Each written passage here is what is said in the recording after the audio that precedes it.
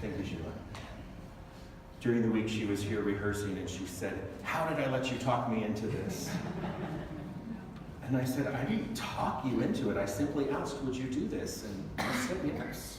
You didn't say no, did you? Trust me, there's a lot of you. But I'm glad you can't.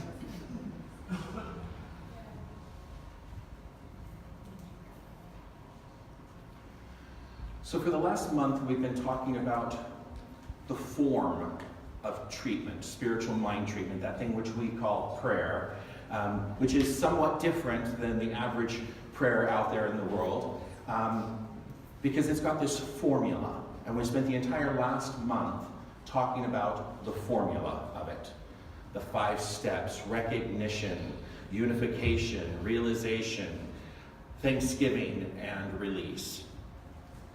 Those are the 5 steps. Now, those of you who know me know that I can't talk just about the form of something. I have to talk about the feeling that comes along with it. So I didn't really realize I was usurping today's topic by talking about the feeling last month.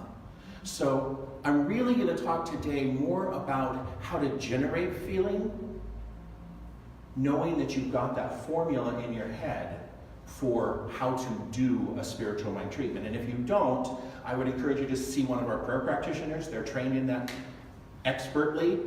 You can see me. We've got little forms over there that say these are the steps, this is how to do it. But I want to talk to you about feeling and how our feelings and our thoughts go together and which one comes first. So here's the question. How many people think your feelings come before your thoughts? And how many people think your thoughts come before your feelings? Okay. Everyone's right because they inform each other. My experience is, and if you think about it, the thought almost always comes before the feeling. I have a little story to illustrate that. A woman is fixing dinner. It's ready, and she says to her husband, "Hey Mark, dinner's ready, come on over." He doesn't reply. She assumes that he doesn't hear her and says, "Hey Mark, dinner's ready." He responds, "Okay," and comes to dinner. Now, which came first? She's annoyed. We all know she's annoyed because of his indifference and his okay. The thought, the assumption that maybe he didn't hear her, that maybe he wasn't hungry, that Facebook was more interesting than dinner, maybe he really wanted to be eating out and not another meal in. So then, all of those questions that she's asking herself are thoughts. Does he think this? Does he think that? Is this why he's done this? Is that why he's done this? And yet, between every thought, a feeling comes. Now, he comes to dinner. He seems to enjoy it, though she can't be sure because he says nothing throughout the meal. He helps her do the dishes afterward and then goes back to his computer. After a little while, he leaves. Now, she thinks that he knows that she hates it when he leaves without saying goodbye. So now she's doubly mad. Because not only has he, disregarded her feelings with the conversation of one word, okay. You got that, right? One word sent her on this tailspin of, what's wrong with my meal? Why doesn't he like it? Why doesn't he want to spend time with me? Why is Facebook more important? Right? One word. Now, no words are necessary, and she's doubled her irritation. Now, I'm using this as an example. It could very easily be the other way around. Trust me, I have lived with men who could jump to conclusions. It was the only exercise they got. I swear to God.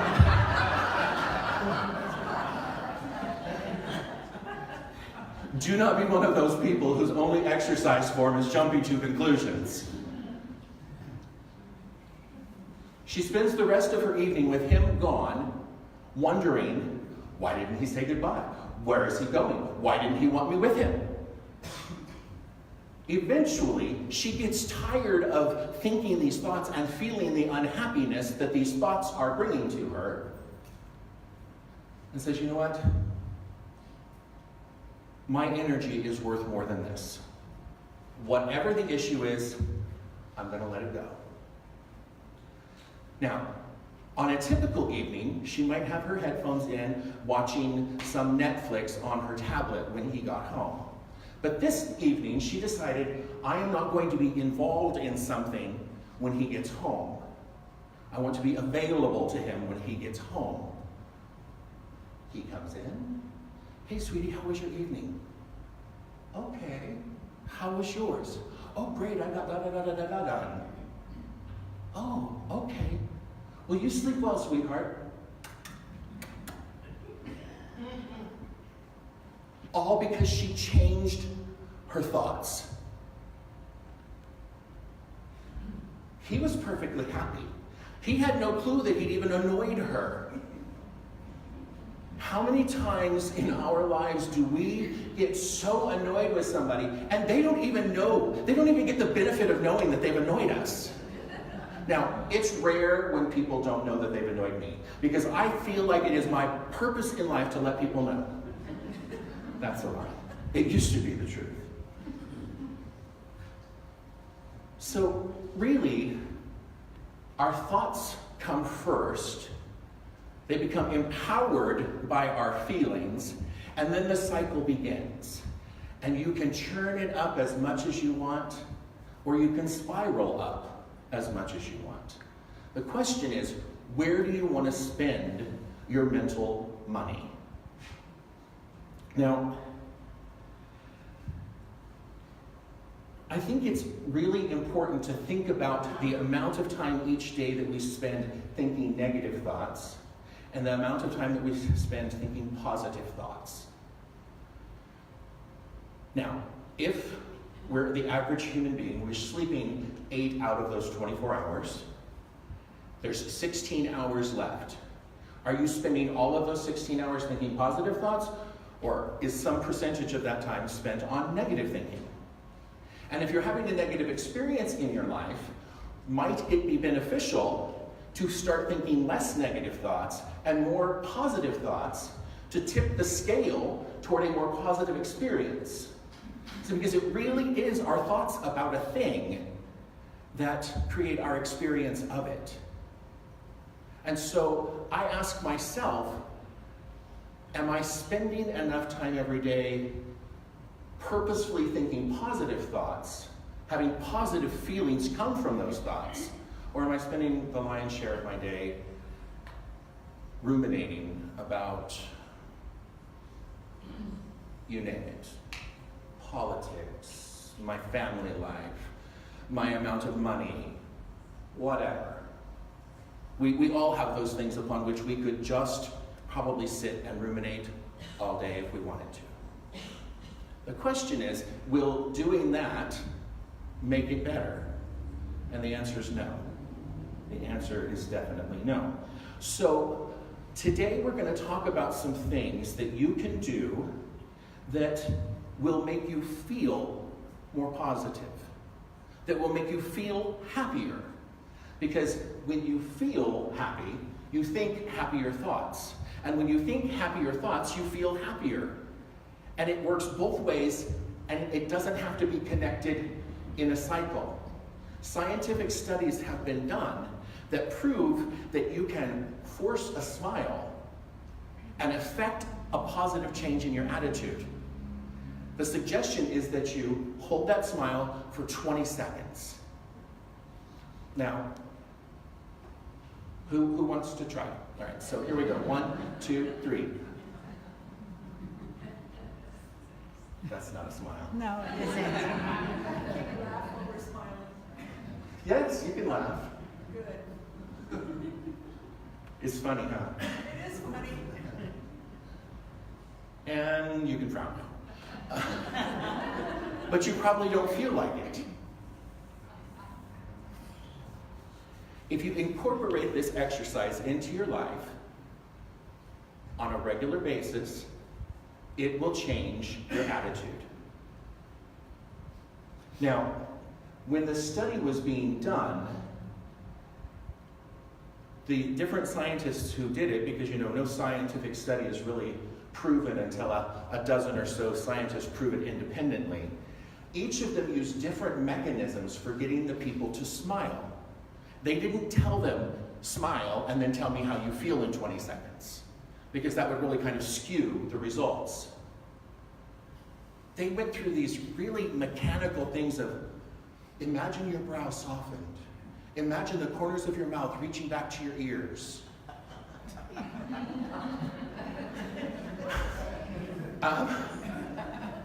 All of that so that they weren't saying the word smile. Because the word smile in and of itself makes you smile. Unless you're just like in an absolute pit. So I would encourage you to try this. If you're sitting in traffic somewhere, or in the line at the bank, or the grocery store, and time seems of the essence and you're not moving, smile. See if it changes.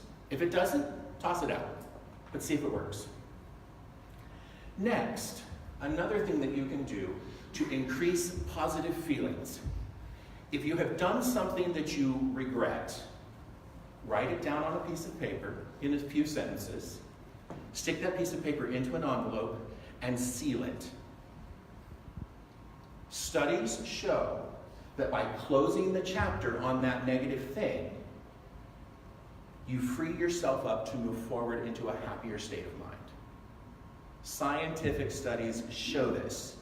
Now, they encourage you at the end of that, if you really want to give it the pow factor, either burn the envelope or shred it. The purpose is to destroy it. Now, you may be thinking, this doesn't seem like a very spiritual talk. I'm just telling you how to be positive. That's what it's about. We're a philosophy that says you can change your entire life by simply changing the way you think. And if I stand here week by week and just tell you, change your thinking, change your life, but I don't ever give you any clues of how I'm doing it or how others are doing it, I really think I'm doing you a disservice. I'm only telling you half the story. So, next, this we call the push me, pull me. Scientific studies show that if there is something on the table in front of you and you push it away, there's like this whole body memory of disgust. You're pushing it away. They suggest this for people who are dieting. They see, trust me, I get this one. There's a beautiful plate of donuts, your favorite kind, and you just say, just push them, not shove them off the table, but push them away. Studies show that the impulse in your mind to reach out and take one goes down. Conversely, salesmen will use the tactic of putting that plate of donuts in front of you while you're trying to negotiate for your car. And they, instead of pushing the plate towards you, they will try to get you to pull the plate towards you. When they get you to pull the plate toward you, they know they've made their sale. Your body language says a lot. But by pulling that to you, what you're doing is saying, I accept this. This is going to be a new part of my reality. So think about what you're pushing away and what you're pulling forward. Next, and Sheila has talked about this, you know you've arrived when the minister starts quoting you in his talks. People who are highly motivated often tense their muscles as they prepare to spring into action. Dum, da, da, dum. The truth is, the person who is anticipating new movement and tenses up gets the benefit of that. And the person who just needs a little oomph so that they can do the new movement, if they tense up, will create the momentum for them to do the thing. So if you need that power pose, Strike it. Strike a pose. Be a force. Next, breaking habits can make you happier. So, for instance, when I was a teenager, I chewed my fingernails horribly. And no judgment of anybody who chews their fingernails, but I thought that my fingers looked hideous. Just to look at them, I was just like, oh. But it was not until I had the thought that my fingers looked hideous that as a vain teenager, I was willing to do something about the habit. And suddenly, each time I went to chew a fingernail, I went, no. By changing our habits, by trying something new instead of going the same old way, we create a flexibility in our bodies. And that flexibility allows us to try new things and let go of old things. Trying new things, as scary as it can be, is often very rewarding. And so that creates a sense of happiness in us when we've tried this new thing and succeeded at it, or tried it and just didn't miserably fail. We tried the new thing. So I would encourage you, break a habit. Maybe it's just the habit of the route you take to work. Just take a new trail. Now, there's a few more. Refuse to be involved in negative thinking. This can be hard. This can be really hard. You know, watch the news and refuse to participate in negative thinking. It's like, whew. But with practice, it becomes easier. So I would really encourage you, if you're a news watcher, decide whether or not you really want to continue watching the news and maybe engage in a different habit and refuse to be around people who are negative. I think Barbara just said she has to stay home alone then.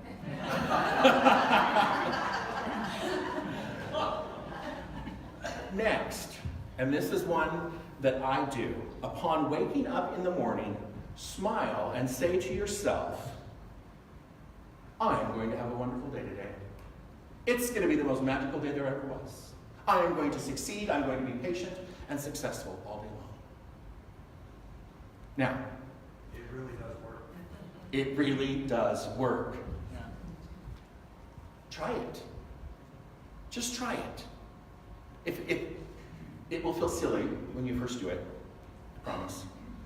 If you are normal at all, it will feel silly to do it. But the more you do it, the more you believe it. And the more you believe it, the more that you're able to go through the day saying, I promised myself a wonderful day. I'm going to have it. I'm not going to let the bad attitude of Joe Schmo next door ruin the wonderful day that I promised myself. Try it. Next, spend time every day visualizing happy memories. All right, everybody, bring one to mind. A happy memory. We've all got some.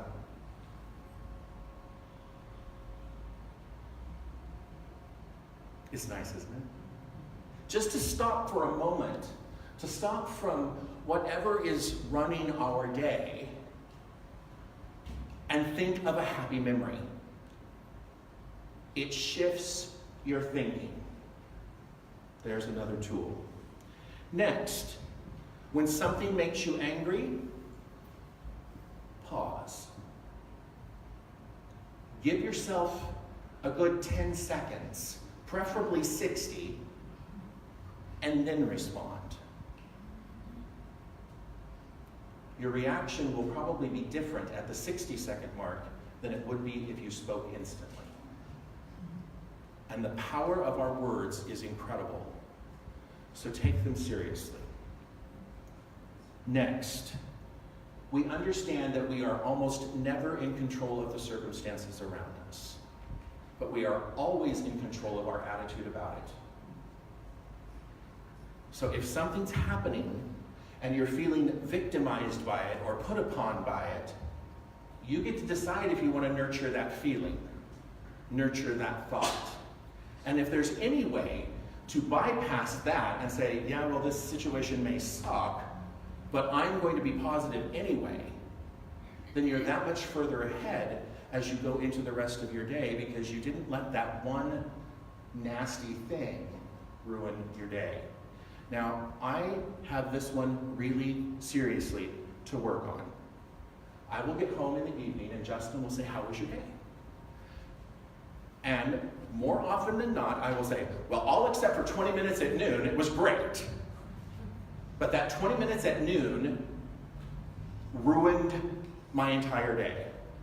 Sitting there on the couch, ruminating about 20 minutes at noon with some interaction with some person that was unpleasant.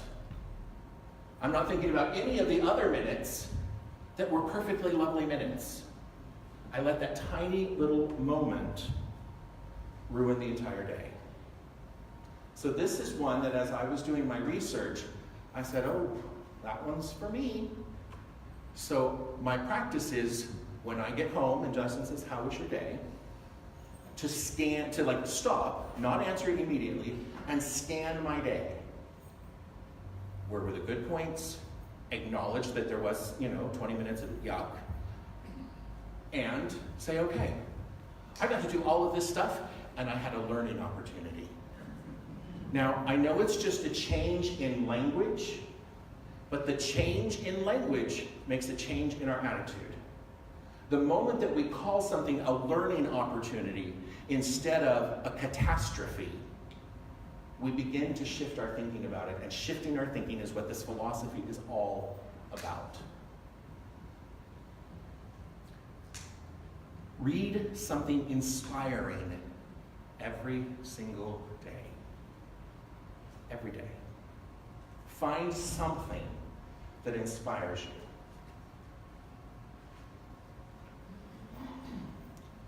We've got some musicians in the house.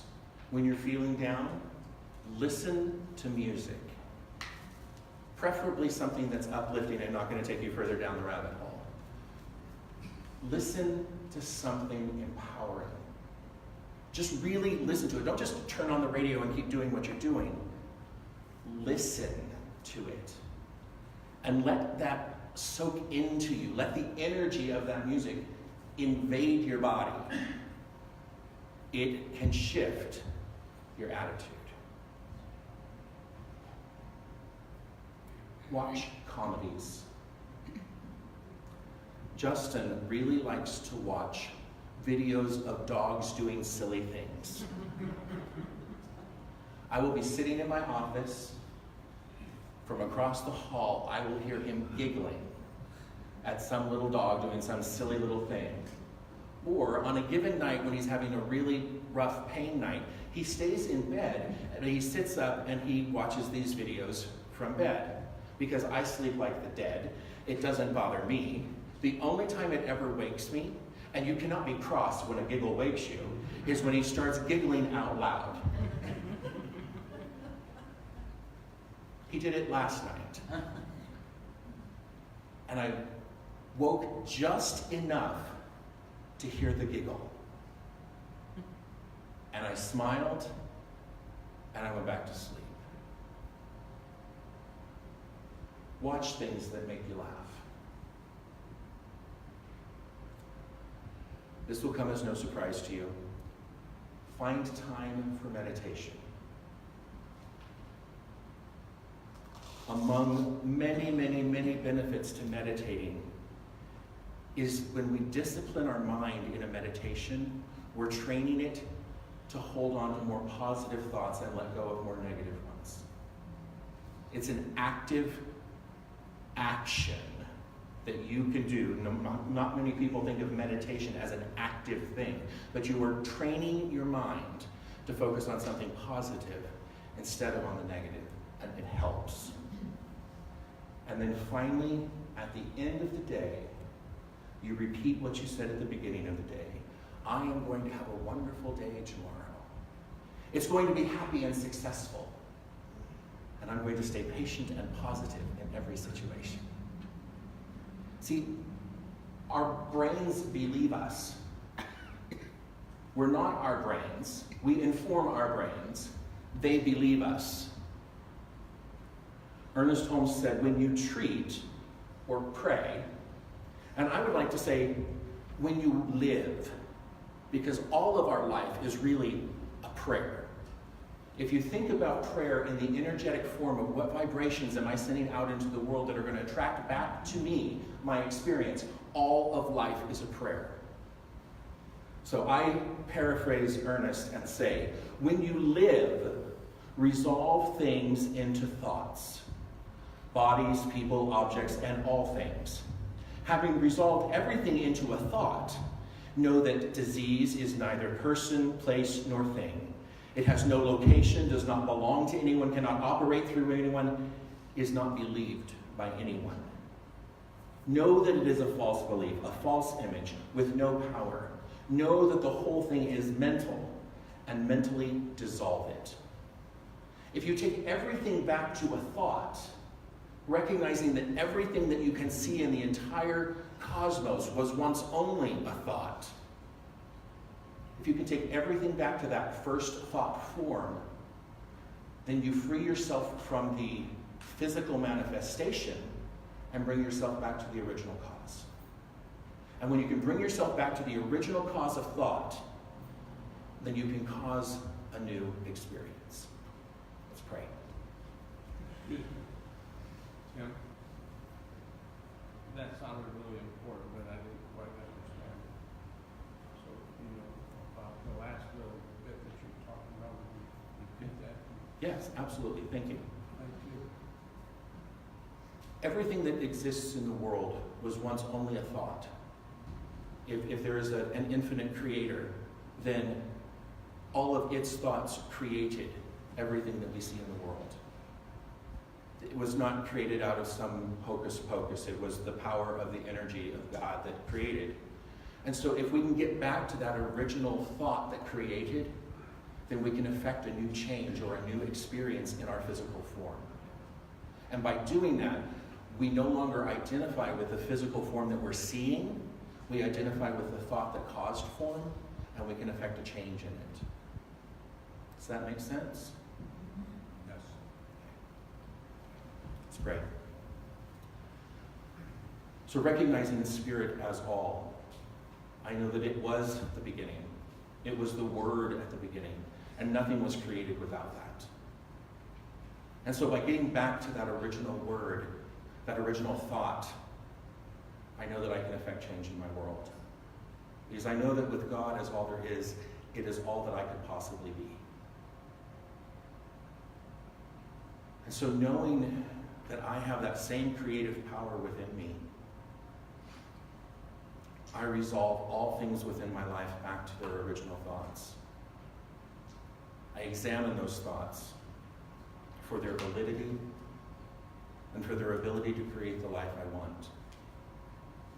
And by creating new positive thoughts, I can create a positive change in my life, as can each person here. And so with gratitude for knowing that I have been infused with the same power as the original creator, I can simply let my thoughts create the life I want. And so with great gratitude for knowing that nothing has been ever withheld from me, that it is all mine for the creating, I can simply let it be so. And so it is.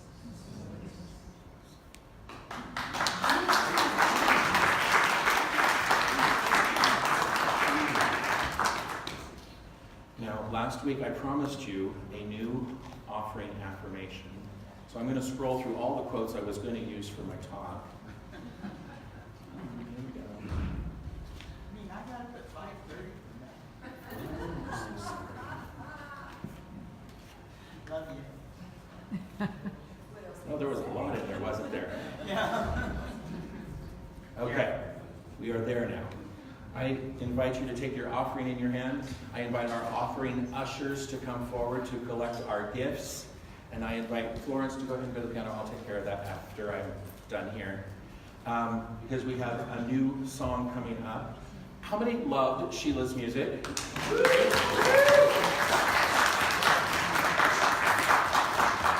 So So if I did talk you into it, I'm glad. Please read with me our offering affirmation, which is due this week. I freely and joyously give from the abundance and fullness of my overflowing wealth, knowing my gift goes with love as it touches and blesses the world. And so it is. And if you're joining us on Facebook and you would like to make a contribution, you may do so by going to cslvisalia.org. Sheila O'Kane. This next song, is this on? There we go. This next song is another Karen Drucker song. She seems to be my favorite right now.